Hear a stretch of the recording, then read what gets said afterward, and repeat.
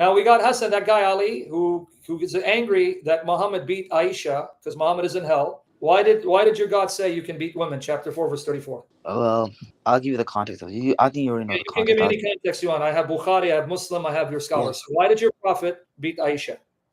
He didn't beat Aisha. In the Why hadith, did your prophet beat her? Sahih Muslim 21:27. He struck her at the chest and hurt her. Why did your 54-year-old prophet hurt a 9-year-old? Are you going to let me explain it? Are you going to answer?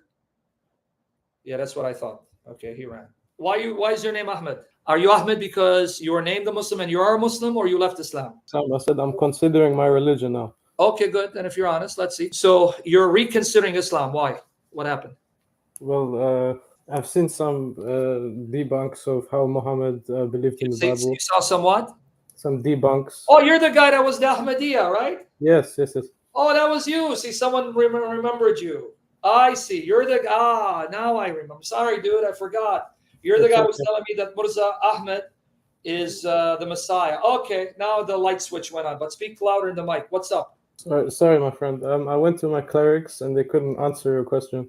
I think you're just pulling my leg, dude. I think you're lying. You're just playing games. You went to the clerics and they couldn't answer what? You said that Muhammad affirmed the Torah and they couldn't answer this question. They just said that you're lying. So what did they? They didn't deny it?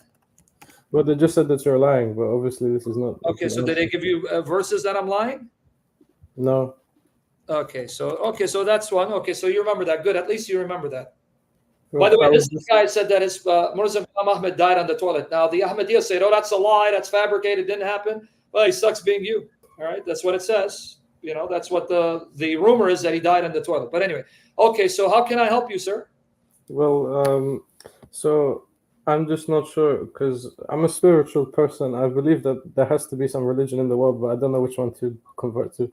I mean, it's very, very easy. Is there anyone more beautiful, more radiant, more magnificent than Jesus Christ? Even from the Quranic perspective, the Isa of the Quran outshines Muhammad, even though I don't believe the Isa of the Quran is the Jesus of history, but still Muslims think that because you believe Isa is Jesus, right? Yes. Okay, so have you seen anyone more beautiful, more glorious, more majestic than Jesus and his teachings and his description? In fact, in your Quran, the only woman mentioned by name is Maryam, who's supposedly the mother of Christ. She's said to be the greatest woman that Allah created. Surah Al-Imran, chapter 3, verse 42. Preferred above all women. Isa is sinless. Isa is the word of Allah, sent down to Mary, spirit from him, raised the dead, gave sight to the blind, cleansed lepers. Allah took him to himself. That's chapter 3, verse 55 of the Quran. And chapter 4, verse 158, Surah Al-Imran, 355, and Surah An-Nisa, 4, 158. Allah took Jesus to himself so that he's been alive for 2,000 years with Allah. All of this said about Jesus, none of which is said about Muhammad. Muhammad's parents are not mentioned by name. None of Muhammad's wives are mentioned by name. In fact, women are not mentioned by name except Mary. Muhammad is a sinner who's rebuked, who couldn't do the miracles that Jesus did. And you're still wondering who to look to and who to follow and who to learn from? There is no debate on this. There is no question on this. Jesus. Chapter 19, verse 19 of the Quran, Surah Al-Maryam. There, the Spirit tells Mary, I am only a messenger of thy Lord, sent to bestow on you Ghulamin Zakiyin, a faultless, a pure, a holy son. Something never said of Muhammad. Muhammad is rebuked for sins and threatened to be killed in the Quran. So you're still wondering who to follow? See, my only question is, Sam, about the resurrection. What is the proof for the resurrection? The proof of the resurrection is that the eyewitnesses to Christ claimed that he died and rose again. You have no source from history related to Christianity that comes from those who knew the eyewitnesses that say Christ swooned on the cross and went to India and died and was buried. You have no source for that. All the sources you have from those who knew the eyewitnesses or claimed to be eyewitnesses is he was killed, he was buried, he appeared alive physically in his body, and then ascended physically, bodily into heaven. So what source do you have that's more authentic or earlier that says he swooned, he was on the cross, but he passed on and was resuscitated, and then he traveled to India? Give me a 1st century document or a 2nd century document or a 3rd century document. Even when you go to the 2nd, 3rd century, it's going to create problems for you. I'm telling you, they preach that he was raised from the dead, immortal. This is the sources that come from the time of the eyewitnesses or their followers. But then he appeared alive physically, bodily on the 3rd day, and he convinced them that he had been resurrected from the dead. He was dead, but was resurrected. and he gave them infallible proofs for 40 days. And then his eyewitnesses saw him physically, bodily ascend into a cloud into heaven. And that's what they preached. Now I'm going to read one more thing for you. You tell me, does this not sound like Jesus dying for our sins and being raised to life and interceding for us? Okay. Who has believed our report? And to whom has the arm of Yahweh been revealed? To whom has the power of God appeared to? For he, the arm of Yahweh, that means God's arm is now appearing as a man, grew up before him like a tender shoot, like a root on a parched ground. He has no beauty, majesty that we should look upon him. Nothing that would get our attention like, oh, he's special. He looked like an ordinary man. Now listen. Nor appearance that we should desire him. He was despised and forsaken of men, a man of sorrows, acquainted with grief. See, he was someone who experienced pain and suffering, and like one from whom men hide their face, he was despised, and we did not esteem him. Surely our griefs he himself bore. He took our griefs, and our sorrows he carried. He took our pain and suffering and anguish. Yet we thought that he was being struck down, that God was smiting him, afflicting him, because we thought that he was a false Messiah. We ourselves esteemed him stricken, smitten of God, and afflicted. But he was pierced through for our transgressions. He was pierced for our sins. He was crushed for our iniquities, our lawlessness. He was being punished for our sins. He was taking our punishment. The chastening for our peace fell upon him. The discipline we deserve because of our mistakes, he took so we could be at peace with God.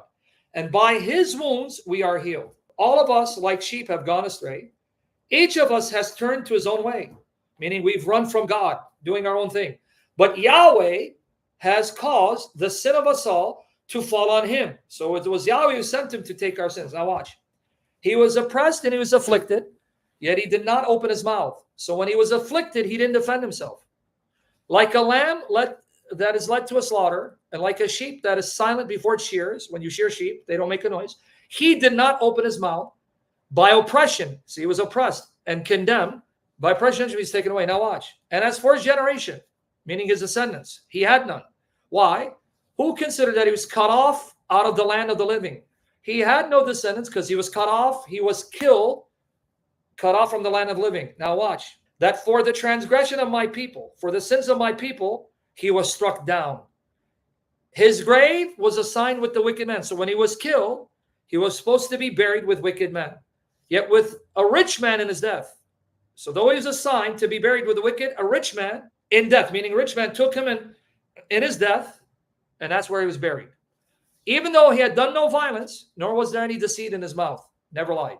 But it was Yahweh who was pleased to have him crushed, to put him to grief, meaning it was God who wanted him to suffer and die for our sins. If he would make his soul an offering for guilt, sacrifice for our guilt, then he will see seed. And then his days will be extended. So can I ask you a question? It says he was cut off from the land of the living. He died and he was buried. But then it says he will see seed and his days will be extended. How can someone be killed, have his days extended? What does this imply? Resurrection. Say it again. Resurrection. See, I love your honesty. May God see your honesty. Okay, so he's going to be resurrected, right? Now Yes. watch here. And the good pleasure of Yahweh will succeed in his end. He will then fulfill God's will in the earth. As a result of the pain of his soul, the pain that he suffered, that resulted in what? What did his suffering result in? He will see what it resulted in and he will be happy. Because by his pain, by his experience with suffering, the righteous one, my servant, will make many righteous. That's what his suffering results in, making people righteous. Why? Because he bore their sins, iniquities. Therefore, I, God, will divide for him a portion with the many, and he will divide the spoil with the strong. Why? Because he poured his soul to death. He chose to die, and he was counted among sinners, but he himself bore the sin of many, and he intercedes for sinners. Who is this? Jesus. But this was written 700 years before Jesus. This is in the Old Testament. It's by the prophet Isaiah, Isaiah 53, written 700 years before Jesus. Now, can you explain that? Here's a link. That's a good point. And this is the passage that Jesus quoted and his followers quoted about him. So what's left? So here's my advice to you. You want to take some advice? Start reading Matthew, Mark, Luke, and John, and Acts. Just take time. Ask God. Say, God, show me the truth. Just read.